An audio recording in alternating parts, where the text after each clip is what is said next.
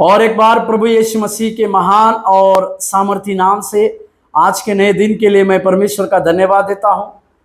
उसकी दया हमारे साथ लगातार लगातार बनी रहने पाए और उसका अनुग्रह हमें हर दिन बुराई से बचाते रहने पाए। भजन संहिता 37 अध्याय और उसके 6वें वचन को देखिए।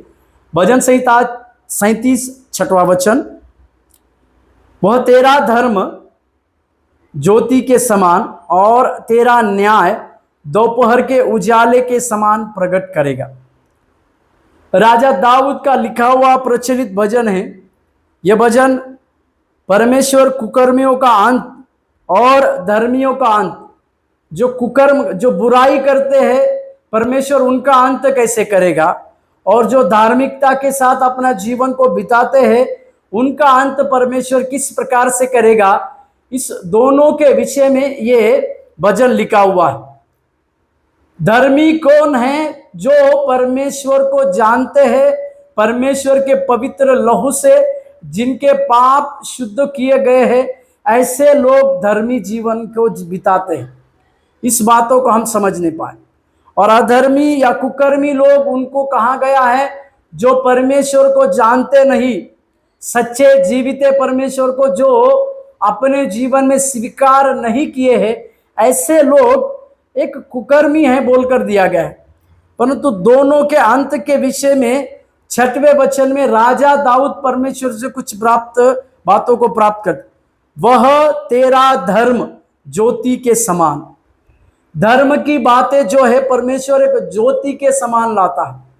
हमारे धार्मिकता के काम जो है परमेश्वर प्रकाशित करता है। धार्मिकता के काम कौन से है?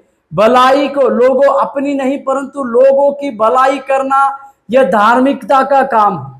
परमेश्वर का भय को अपने जीवन में मानना और उसी के अनुसार अपने जीवन में आगे की ओर चलना, यह धार्मिकता का काम है जिसे आप और हम समझने की आवश्यकता है। प्रभु के नाम की महिमा और प्रशंसा हो। इसी के लिए हम इस बातों को समझने पाए, इस बातों को जानने पाए कि परमेश्वर हमारा धर्म का काम एक ज्योति के समान लाएगा और न्याय दोपहर के उजाले के समान हो प्रकट होगा।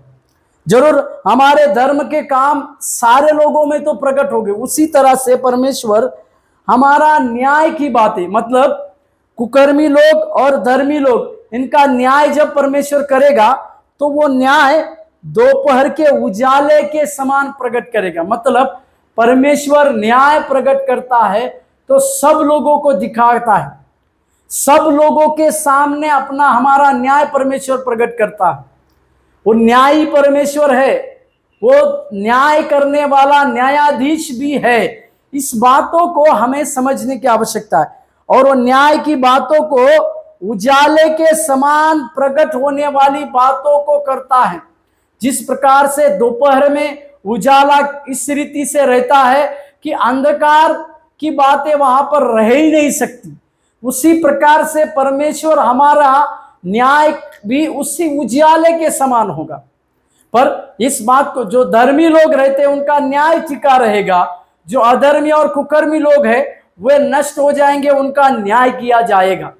इसी के लिए हम इस बातों को, उसका धर्म की बातें और न्याय की बातों को अपने जीवन में स्वीकार करें और आगे की ओर बढ़ने पाए। प्रभु आपको आशीष दे। धन्यवाद।